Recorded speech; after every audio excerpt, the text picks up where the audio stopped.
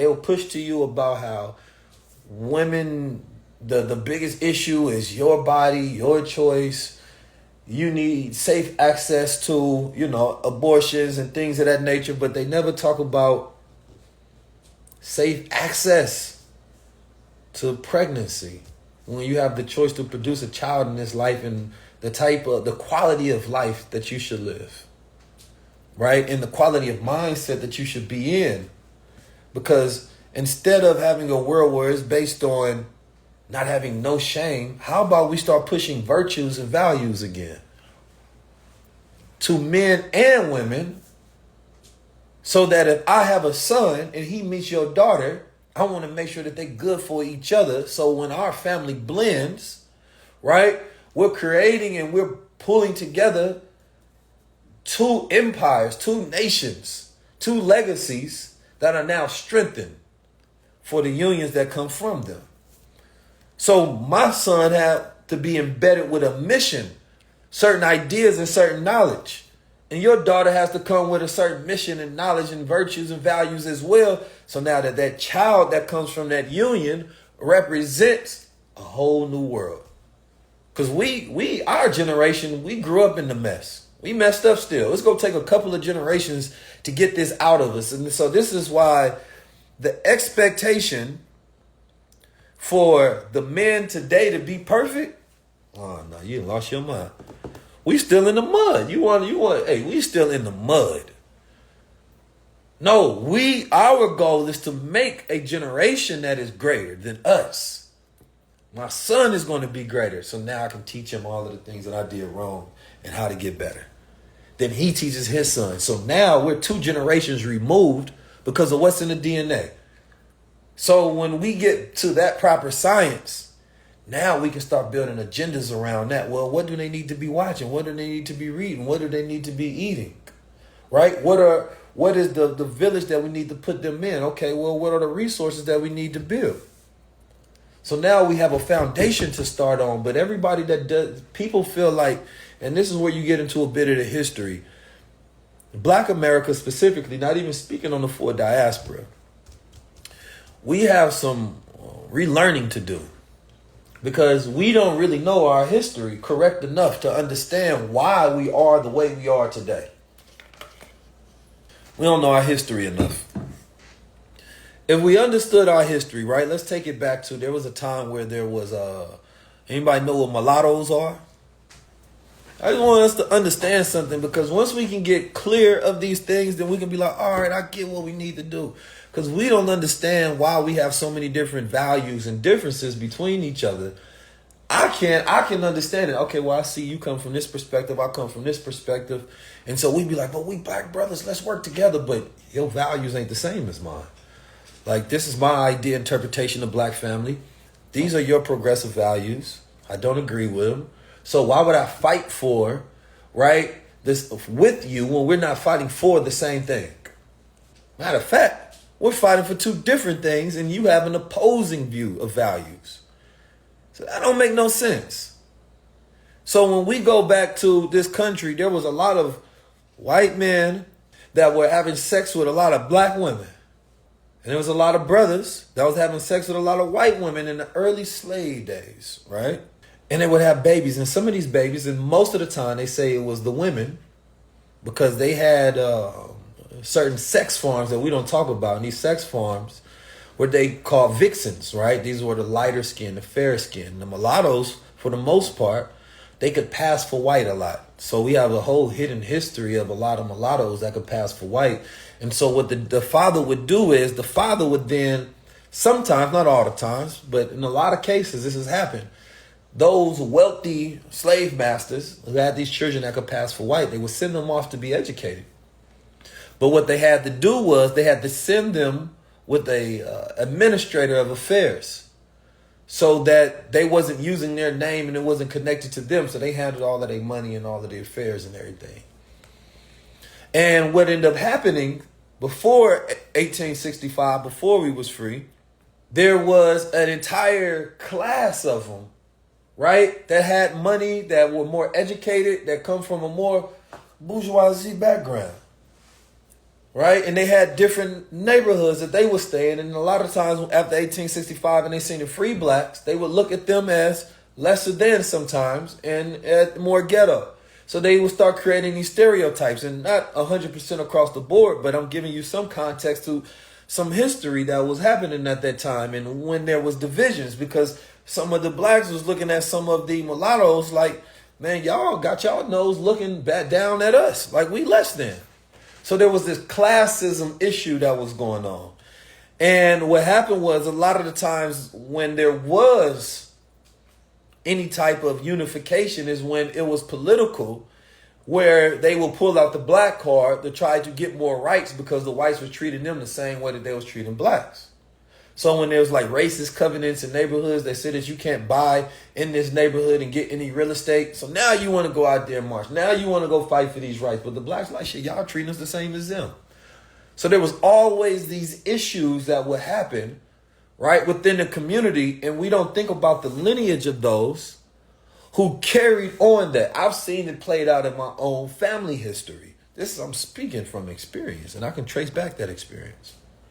So Black America has always been divided. It's been divided from the W.E.B. Du Bois to the Malcolm X's and the Thurgood Marshalls. There was always these differences. How do we make it in America? Is integration? Is it separation? Segregation? Right? Do we do for self, or do we fight inside, and do we get it? It was always these differences, and unless we acknowledge all of these differences, we don't have the knowledge to understand why we're so divided today. Because we have all of these spectrums of thinking and ideologies and, philosophies about the best way to do things. So sitting at a round table, we get to deconstruct some of these ideas and then reconstruct them in a better way that has foundation for everybody to get what they want. But we can't do this without us understanding the truth. What's in your blood? What's in mine? Where do we get these ideas about each other? Because we oversimplify history too much. And we have to identify that there has always been tribes. There has always been differences. And in that difference is where we can find peace, because we can say, okay, well, this is the way we want things. This is the way you want. Well, let's create treaties, right? Let's find a way where we can settle upon our differences and get what we both want. Some people believe in socialism. Some believe in communism, Marxism. But these are not inherent ideas that come from us, to be honest. So we need to construct things based on blueprints that is our ideas, because there's a black version of each one of those things, because we have to do it based on racial consciousness, fighting from a construct of oppression. Now, I don't think in a victim mindset whatsoever, but we have to get through the victim mindset to get to the victor mindset. And this is where the hero image comes into play. The reason it's important for the black man to see himself as a hero is so that he can save himself. If he has low testosterone, he's not going to be up for the challenge. If he doesn't see himself going into chaos to bring order, which is what we're living in today, this is chaos, and the hero he walks into chaos and brings order. That's what the hero do. So when a black man is seeing himself as a hero, I am Black Panther. I'm the Black Panthers.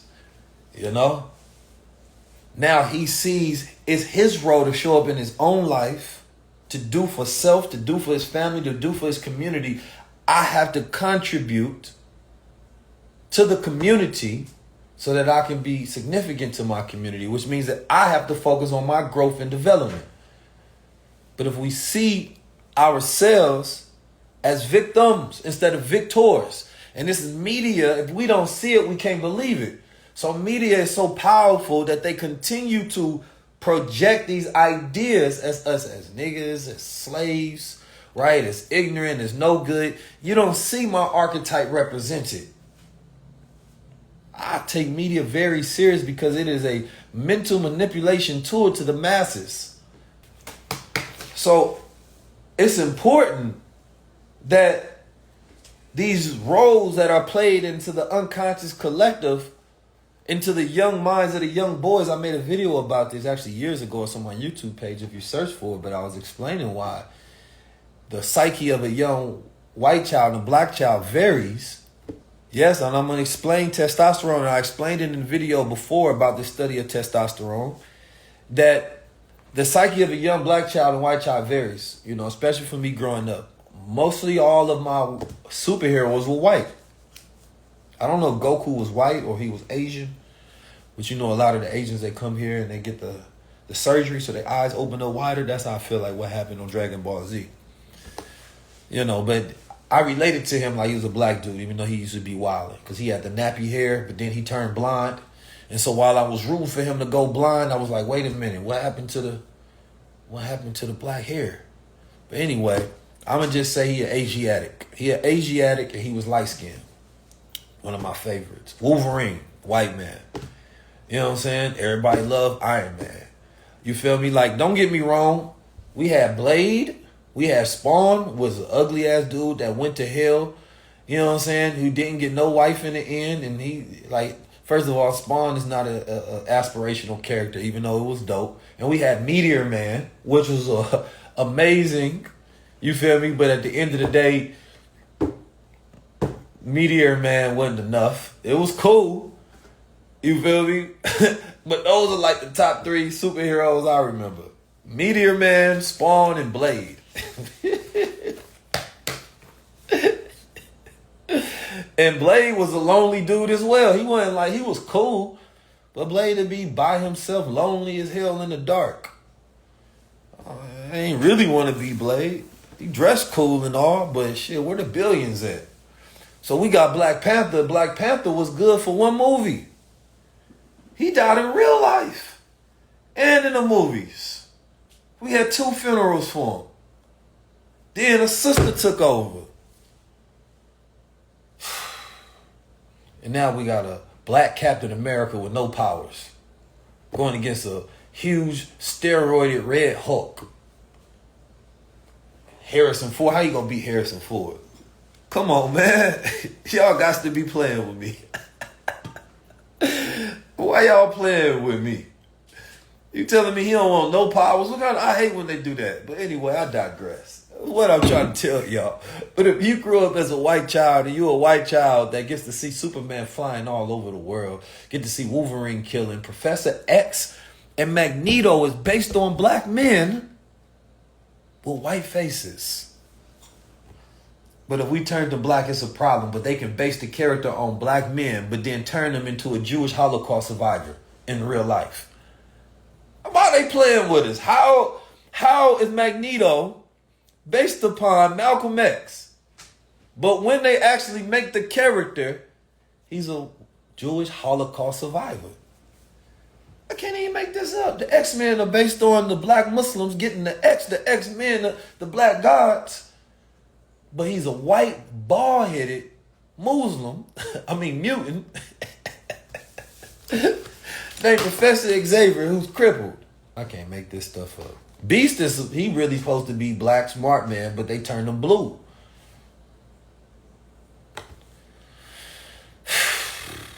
You got Storm. That's one. We have one. Shout out to Storm, but she from Africa for real. She not even from America. Shout out to Storm. Y'all gotta understand, man. How they gonna base all these things about the Heru,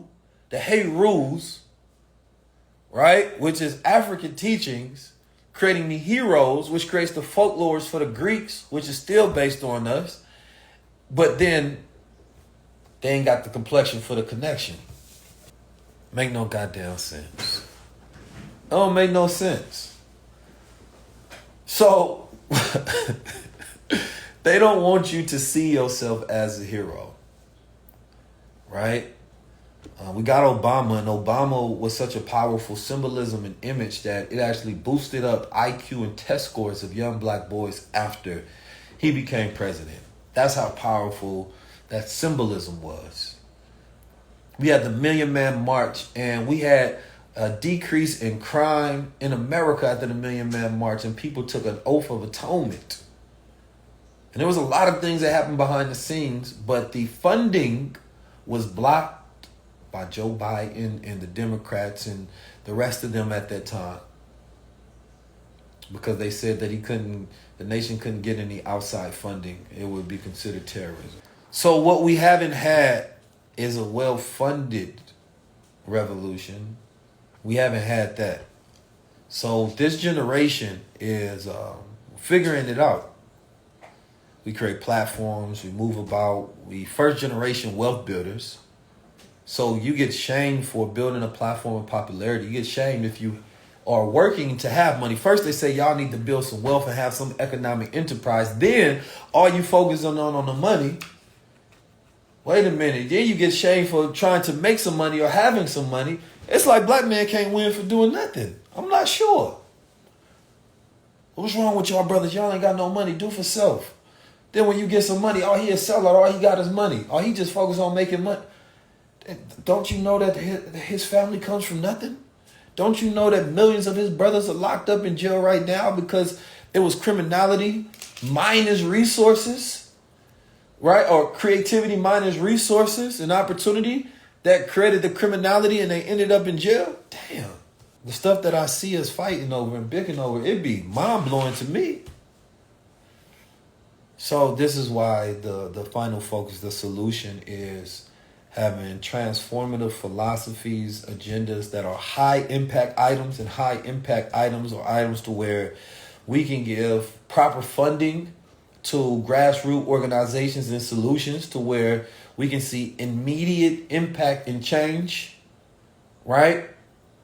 From a top level to the grassroots level, because I know a lot of people that's doing great things and all they missing is funding. All they're missing is support. All they're missing is platform. And we have to stop putting so much pressure on one person. We have to stop this saviorism thing. We have to stop it. And it has to be the idea.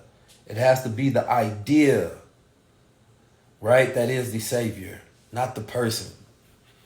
It's too much pressure for one person because it's not going to come with the proper resources for that person to get the job done.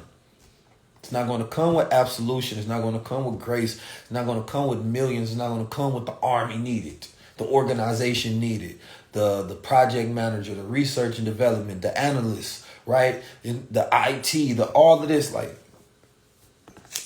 we got all that, then ain't nobody need to be in a position of leadership. They need to be back with all those resources and organization.